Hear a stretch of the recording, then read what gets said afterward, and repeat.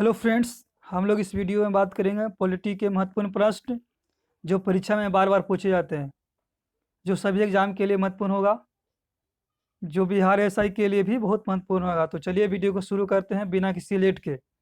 आज का हमारा पहला सवाल है, निम्नलिखित में से किस अधिनियम द्वारा भारत के गवर्नर जनरल को अध्यादेश जारी करने की शक्ति प्रदान की गई है? तो इसका सही ऑप्शन हो जाएगा ऑप्शन नंबर बी, भारतीय परिषद अधिनियम 1861 के द्वारा। अगला प्रश्न है अगला प्रश्न है रेगुलेटिंग एक्ट पारित किया गया था। इसका सही ऑप्शन हो जाएगा ऑप्शन नंबर ए, 1773 में रेगुलेटिंग एक्ट पारित किया गया था। अगला प्रश्न है, भारत के गवर्नर जनरल को किस एक्ट के द्वारा अपनी समिति के निर्णय को अस्वीकार करने का अधिकार मिला? तो इसका सही ऑप्शन हो जाएगा ऑप्शन नंबर सी, 1786 का अमेंडमेंट एक्ट। 1786 का अमेंडमेंट एक्ट के द्वारा भारत के गवर्नर जनरल को अपनी समिति के निर्णय को अस्वीकार करने का अधिकार मिल गया था। अगला प्रश्न है, महारानी विक्टोरिया को भारत की सम्राज्ञी नियुक्त किया गया था। तो इसका सही ऑप्शन हो जाएगा 1858 में, ऑप्शन नंबर डी इसका बिल्कुल राइट आंसर है। महारानी विक्टोरिया को भारत की सम्राज्ञी 1858 में नियुक्त किया गया था। अगला प्रश्न है, मिंटो माली सुधार का उद्देश्य क्या था? तो इसका सही ऑप्शन हो जाएगा ऑप्शन नंबर ए, पृथक निर्वाचन प्रणाली। पृथक निर्वाचन प्रणाली मिंटो माली सुधार का उद्देश्य था। अगला प्रश्न है, मार्ले मिंटो सुधार बिल किस वर्ष में पारित किया गया था? तो इसका सही ऑप्शन हो जाएगा ऑप्शन नंबर बी, 1909 में। मार्ले मिंटो बिल सुधार 1909 में पारित किया गया था। अगला प्रश्न है, 1909 के इंडियन काउंसिल एक्ट में किस बात की व्यवस्था की गई थी? तो इसका सही ऑप्शन हो जाएगा सांप्रदायिक प्रतिनिधित्व की 1909 के इंडियन काउंसिल एक्ट में बात की गई थी। अगला प्रश्न है, मॉन्टेगू चेम्सफोर्ड सुधार में प्रावधानों का सार था। तो प्रांतों में दोहरा शासन, ऑप्शन नंबर बी इसका सही हो जाएगा। मॉन्टेगू चेम्सफोर्ड सुधारों में प्रावधानों का सार था तो प्रांतों में दोहरा शासन। अगला प्रश्न है, 1940 का कैबिनेट मिशन 3 मंत्रियों से गठित था। निम्नलिखित में से कौन इसका सदस्य नहीं था? आपसे पूछा गया है कि 1940 का कैबिनेट मिशन 3 मंत्रियों से गठित था, इसमें से कौन एक नहीं थे? तो आप बताओ, ऑप्शन है lord Pethick Lawrence, A B Alexander, या सर स्टेफर्ड क्रिप्स, या लॉर्ड एमरी। तो इसका सही ऑप्शन हो जाएगा option number D, lord Amery नहीं थे। 1940 के कैबिनेट मिशन में 3 मंत्री का सदस्य था, इसमें लॉर्ड एमरी नहीं थे, जबकि सर पैथिक लॉरेंस थे, एबी एलेक्जेंडर थे और सर स्टेफर्ड क्रिप्स थे। इनमें सर पैथिक लॉरेंस को इनका अध्यक्ष नियुक्त किया गया था। अगला प्रश्न है, कैबिनेट मिशन योजना के विषय में कौन सा सही नहीं है? कैबिनेट मिशन योजना के विषय में कौन सा सही नहीं है? ऑप्शन है प्रांतीय समूहीकरण, भारतीय सदस्यों वाला अंतरिम मंत्रिमंडल, पाकिस्तान की स्वीकृति, या संविधान निर्माण का अधिकार। तो इसका सही ऑप्शन हो जाएगा ऑप्शन नंबर सी, पाकिस्तान की स्वीकृति। पाकिस्तान की स्वीकृति कैबिनेट मिशन योजना के विषय में नहीं था। अगला प्रश्न है, भारत का संविधान लागू होने तक स्वतंत्रता के पश्चात इसका शासन किसके अंतर्गत चला गया था? तो इसका सही ऑप्शन हो जाएगा ऑप्शन नंबर सी, 1935 के भारत सरकार अधिनियम के अनुसार चलाया गया था। अगला प्रश्न है, भारतीयों को वर्ष 1947 में सार्वभौम सत्ता सौंपने की योजना किस नाम से जानी जाती है? तो इसका सही ऑप्शन हो जाएगा माउंट बेटन योजना। ऑप्शन नंबर सी इसका बिल्कुल राइट आंसर हो जाएगा। माउंट बेटन योजना को 1947 में सार्वभौम सत्ता सौंपने की योजना को के नाम से जानी जाती है। अगला प्रश्न है, अखिल भारतीय महासंघ स्थापित करने का प्रावधान शामिल किया गया था। तो ऑप्शन है भारत सरकार अधिनियम 1935 में, अगस्त प्रस्ताव 1940 में, भारत सरकार अधिनियम 1919 में, या कैबिनेट मिशन प्रस्ताव 1940 में। तो इसका सही ऑप्शन हो जाएगा ऑप्शन नंबर ए, भारत सरकार अधिनियम 1935 में अखिल भारतीय महासंघ स्थापित करने का प्रावधान शामिल किया गया था। अगला प्रश्न है,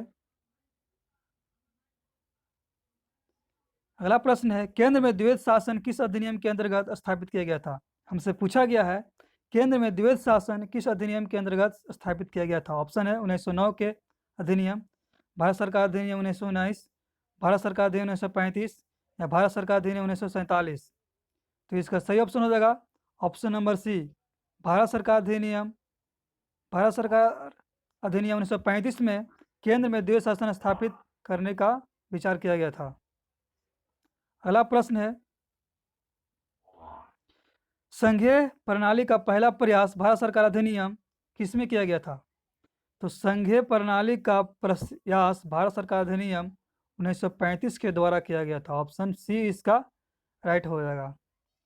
अगला प्रश्न है, भारत में सचिव का पद किसके द्वारा निर्मित किया गया था? तो इसका सही ऑप्शन हो जाएगा, भारत में सचिव का पद किसके द्वारा निर्मित किया गया था? तो इसका सही ऑप्शन हो जाएगा भारत सरकार अधिनियम 1858 के द्वारा। भारत सरकार अधिनियम 1858 के द्वारा भारत में सचिव का पद निर्मित किया गया था। अगला प्रश्न है, 1922 ईस्वी में निम्नलिखित में से किसके द्वारा यह संविधान व्यक्त किया गया कि भारतीय संविधान भारतीयों की इच्छा अनुसार होगी? वेरी वेरी इंपॉर्टेंट प्रश्न है दोस्तों। तो इसका सही ऑप्शन हो जाएगा option number A, Mahatma Gandhi द्वारा यह कहा गया था कि भारतीय संविधान भारतीयों की इच्छा अनुसार होगा। अगला प्रश्न है, संविधान सभा के विचार का औपचारिक रूप से प्रतिपादन किसके द्वारा किया गया था? तो इसका सही ऑप्शन हो जाएगा एम.एन. राय द्वारा। ऑप्शन सी इसका राइट हो जाएगा। संविधान सभा का विचार का औपचारिक रूप से प्रतिपादन एम.एन. राय द्वारा किया गया था। अगला प्रश्न है, वर्ष 1942 में किस योजना के तहत यह स्वीकार किया गया कि भारत में एक निर्वाचित संविधान सभा का गठन होगा जो युद्धोपरांत संविधान का निर्माण करेगी? तो इसका सही ऑप्शन हो जाएगा ऑप्शन नंबर ए, क्रिप्स योजना के अनुसार। क्रिप्स योजना के अनुसार 1942 में यह स्वीकार किया है कि भारत में एक निर्वाचित संविधान सभा का गठन होगा जो युद्धोपरांत संविधान का निर्माण करेगी।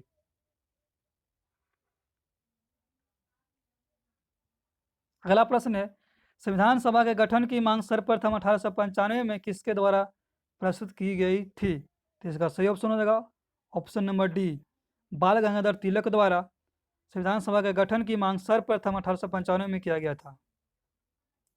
अगला प्रश्न है,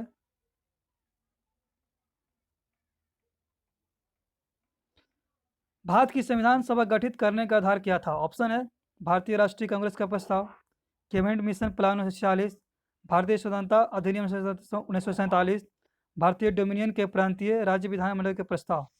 तो इसका सही ऑप्शन हो जाएगा option number B, cabinet mission plan 1946 के अनुसार भारत की संविधान सभा गठित करने का आधार को माना गया है। अगला प्रश्न है, सन 1936 में भारतीय राष्ट्रीय कांग्रेस द्वारा संविधान सभा के गठन की मांग कहाँ पर हुए अधिवेशन में रखी गई थी? तो वेरी वेरी इंपॉर्टेंट प्रश्न है दोस्तों। पूछ रहा है 1936 में भारतीय राष्ट्रीय कांग्रेस द्वारा संविधान सभा के गठन की मांग कहाँ पर हुए अधिवेशन में रखी गई थी? इसका सही हो जाएगा ऑप्शन सी, फैजपुर में रखी गई थी 1936 में। अगला प्रश्न है, कैबिनेट मिशन योजना के अनुसार संविधान सभा में कुल कितने सदस्य होने थे? तो कैबिनेट मिशन योजना के अनुसार संविधान में कुल कितने सदस्य होने थे? तो 389।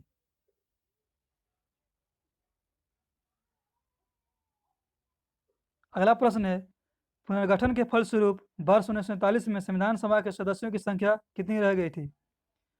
तो पुनर्गठन के फलस्वरूप वर्ष 1947 में संविधान सभा के सदस्यों की संख्या 299 रह गई थी। ऑप्शन नंबर बी इसका राइट हो जाएगा। अगला प्रश्न है, संविधान सभा में देशी रियासत के लिए कितने प्रतिनिधि थे? तो ऑप्शन नंबर बी 70। संविधान सभा में देशी रियासत के लिए 70 प्रतिनिधि थे। अगला प्रश्न है, संविधान सभा के सदस्यों को किसने प्रत्यक्ष रूप से निर्वाचित किया था? तो इसका सही ऑप्शन हो जाएगा ऑप्शन नंबर ए, प्रांतों की विधानसभा ने संविधान सभा में किस देशी रियासत की प्रतिनिधि ने भाग नहीं लिया था? तो इसका सही हो जाएगा ऑप्शन नंबर सी, हैदराबाद ने संविधान सभा में देशी रियासत के प्रतिनिधि के ने भाग नहीं लिया था।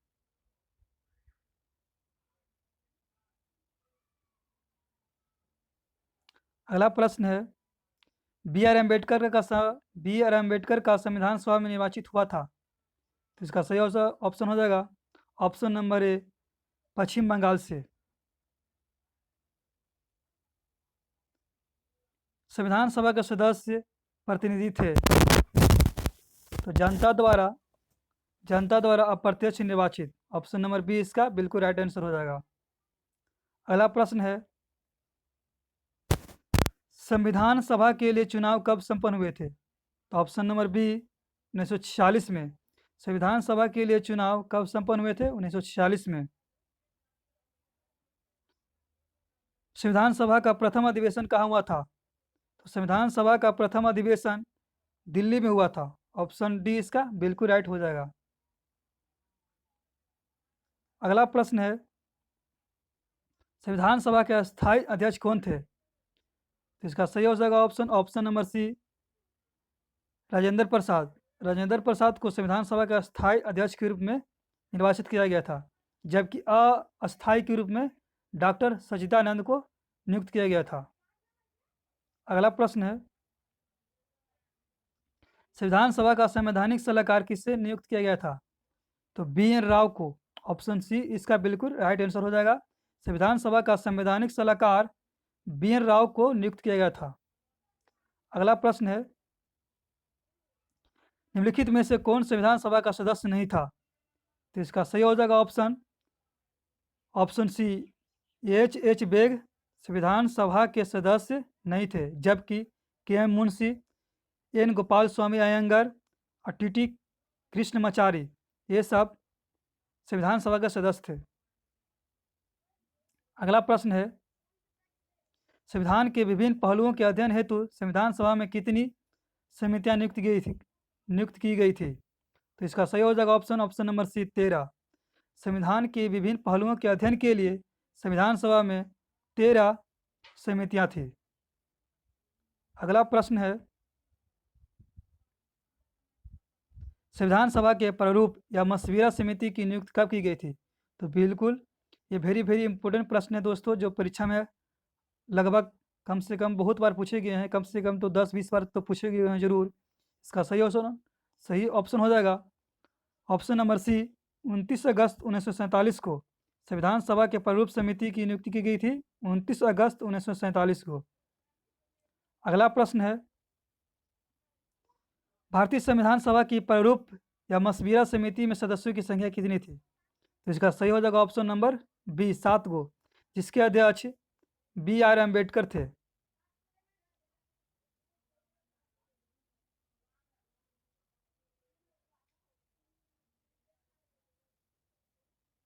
अगला प्रश्न है, निम्नलिखित में से कौन संविधान सभा द्वारा गठित प्रारूप या मशविरा समिति का सदस्य नहीं था? तो इसका सही हो जाएगा option number C, Sardar Patel नहीं थे, जबकि अलाउद्दीन कृष्ण स्वामी अय्यर, डीपी खेतान और के एम मुंशी ये सब संविधान सभा के सदस्य थे। सरदार पटेल संविधान सभा के सदस्य नहीं थे। अगला प्रश्न है, निम्नलिखित में से कौन प्रारूप या मशविरा समिति का सदस्य नहीं था? इसका सही हो जाएगा option number A, Jawaharlal Nehru को। ये बिहार एसआई में पूछा गया था, प्रीलिम एग्जाम में पूछा गया था।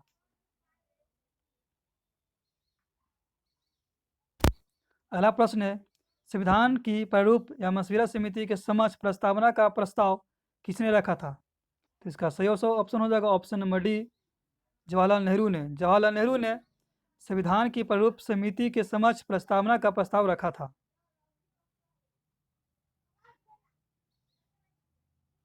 अगला प्रश्न है, संविधान की प्रारूप या मशविरा समिति के समक्ष प्रस्तावना का प्रस्ताव किसने रखा था? तो ये हो जाएगा ऑप्शन सही, जवाहरलाल नेहरू में। रिपीट हो गया है प्रश्न। अगला प्रश्न है, संविधान सभा में उद्देश्य प्रस्ताव किसने प्रस्तुत किया था? तो संविधान सभा में उद्देश्य प्रस्ताव पंडित जवाहरलाल नेहरू ने प्रस्तुत किया था। ऑप्शन नंबर बिल्कुल इसका राइट आंसर हो जाएगा। अगला प्रश्न है, भारतीय संविधान सभा की संघीय शक्ति समिति के अध्यक्ष कौन थे? तो भारतीय संविधान सभा की संघीय शक्ति के समिति के अध्यक्ष थे option number D Pandit Jawaharlal Nehru. बिल्कुल राइट आंसर हो जाएगा। अगला प्रश्न है, संविधान सभा ने संविधान को अंतिम रूप से किस दिन पारित किया गया था? तो संविधान सभा ने संविधान को अंतिम रूप से पारित 26 नवंबर 1939 को पारित किया गया था। अगला प्रश्न है, भारत के संविधान का प्रारूप तैयार करने वाली संविधान सभा के सदस्यों को किसने नियुक्त किया गया था? तो इसका सही हो जाएगा ऑप्शन, विभिन्न प्रांतों की विधानसभा द्वारा चुना गया था।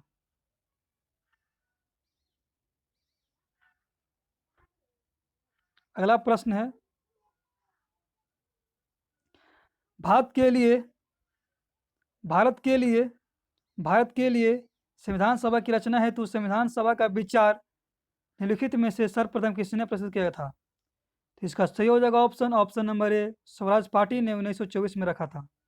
भारत के लिए संविधान सभा की रचना हेतु संविधान सभा का विचार सर्वप्रथम स्वराज पार्टी ने रखा था। अगला प्रश्न है, निम्नलिखित कथनों में से कौन सा एक सही है? तो इसका सही हो जाएगा ऑप्शन नंबर ए, 1946 में प्रांतीय सभाओं द्वारा भारत की संविधान सभा चुनी गई थी। अगला प्रश्न है, संविधान को 26 जनवरी के दिन लागू करने का निर्णय इसलिए किया गया क्योंकि कांग्रेस ने इसी तिथि को 1930 में स्वतंत्रता दिवस के रूप में मनाया था। अगला प्रश्न है, संविधान निर्माताओं ने किस पर विशेष ध्यान दिया? तो ऑप्शन नंबर ए, प्रस्तावना पर विशेष ध्यान दिया है। अगला प्रश्न है, भारत में जनप्रिय संप्रभुता है क्योंकि भारत के संविधान की प्रस्तावना शुरू होती है इन शब्दों से। ऑप्शन नंबर डी, हम भारत के लोग से शुरू होती है संविधान की प्रस्तावना। अगला प्रश्न है, भारत को गणतंत्र क्यों कहा जाता है? तो इसका सही हो जाएगा ऑप्शन नंबर डी, यहाँ राज्य का प्रमुख निर्धारित अवधि के लिए निर्वाचित होता है, इसीलिए भारत को गणतंत्र कहा जाता है। अगला प्रश्न है, भारत है एक ऑप्शन नंबर ए, धर्मनिरपेक्ष राष्ट्र। अगला प्रश्न है, धर्मनिरपेक्ष का अर्थ है जिस देश का अपना कोई धर्म न हो।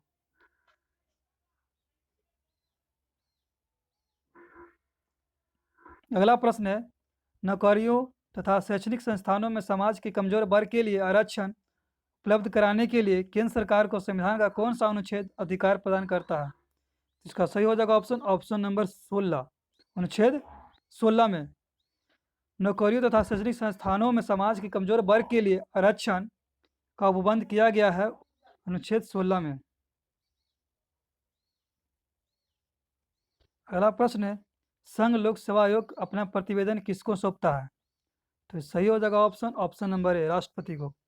संघ लोक सेवा आयोग अपना प्रतिवेदन राष्ट्रपति को सौंपता है। अगला प्रश्न है, भारतीय संविधान के किस भाग में नगर पालिकाओं से संबंधित प्रावधान है?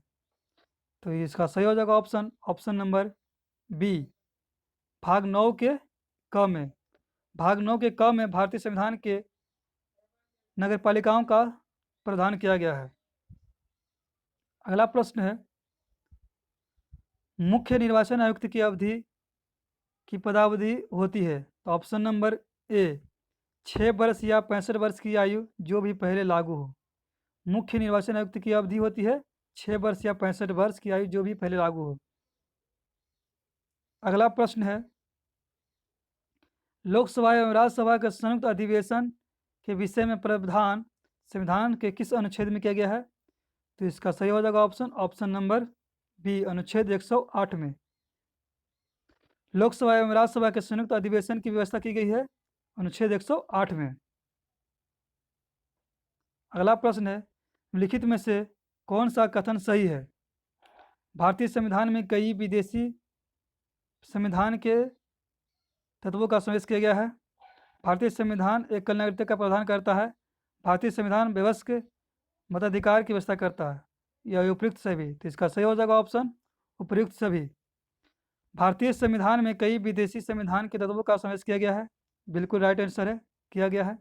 भारतीय संविधान एकल नागरिकता प्रदान करता है। बिल्कुल सही है। भारतीय संविधान वयस्क मताधिकार की व्यवस्था करता है, भी सही है। अगला प्रश्न है,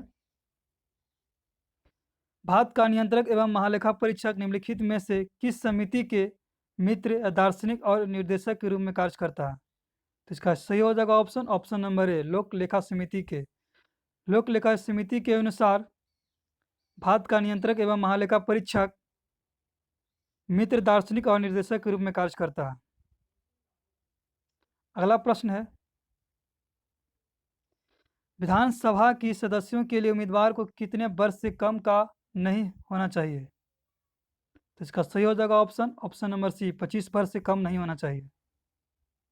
अगला प्रश्न है, मौलिक अधिकार को लागू करने का दायित्व है। तो इसका सही हो जाएगा ऑप्शन नंबर सी, उच्चतम न्यायालय पर और उच्च न्यायालय पर दोनों को मौलिक अधिकार को लागू करने का दायित्व है।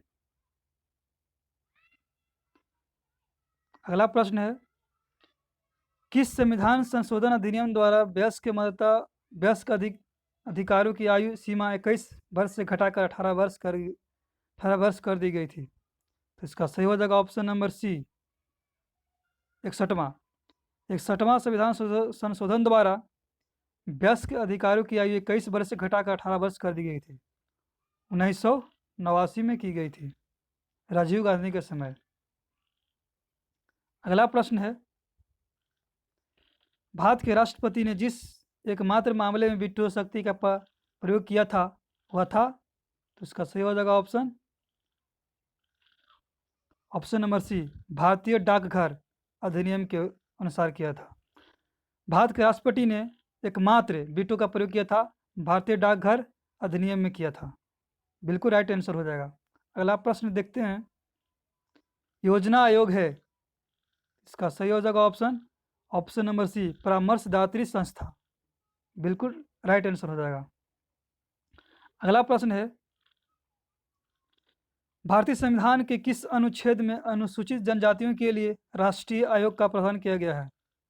तो इसका सही हो जाएगा ऑप्शन नंबर ए, 338 ए में 338 ए में ये व्यवस्था की गई है, अनुसूचित जनजातियों के लिए राष्ट्रीय आयोग का प्रावधान किया गया है। अगला प्रश्न है, 42वें संविधान संशोधन के 10 आचार आदर्शों को किस नाम से जाना जाता है? तो इसका सही हो जाएगा ऑप्शन नंबर बी, मौलिक कर्तव्य के रूप में जाना जाता है। अगला प्रश्न है, पार्लियामेंट द्वारा दिसंबर 1989 में निर्मित कानून के अनुसार एक नागरिक के वयस्क होने की कानूनी आयु कितनी है? तो 18 वर्ष। पार्लियामेंट द्वारा दिसंबर 1989 में निर्मित कानून के अनुसार एक वयस्क होने की आयु 18 वर्ष है, जो 61वां संविधान संशोधन द्वारा किया गया था। 21 वर्ष से घटाकर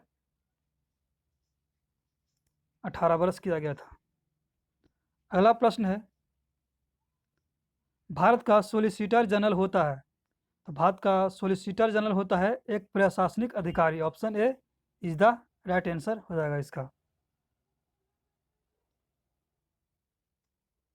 राज्य पुनर्गठन आयोग का गठन किस वर्ष किया गया था? तो राज्य पुनर्गठन आयोग का गठन 1953 में किया गया था। ऑप्शन डी इसका राइट आंसर हो जाएगा। अगला प्रश्न है, केंद्र और राज्यों के बीच होने वाले विवादों का निर्णय करने की भारत के उच्चतम न्यायालय की शक्ति आती है? तो इसका हो जाएगा ऑप्शन नंबर सी, इसकी मूल अधिकारिता के अंतर्गत आती है। केंद्र और राज्यों के बीच होने वाले विवादों का निर्णय उच्चतम न्यायालय की शक्ति में आती है, इसकी मूल अधिकारों के अंतर्गत आती है। या कभी कभी प्रारंभिक को इसको भी लिखा जाता है, या प्रारंभिक भी हो सकता है, प्रारंभिक अधिकारों के अंतर्गत भी आती है। तो चलिए दोस्तों, नेक्स्ट वीडियो में मिलते हैं।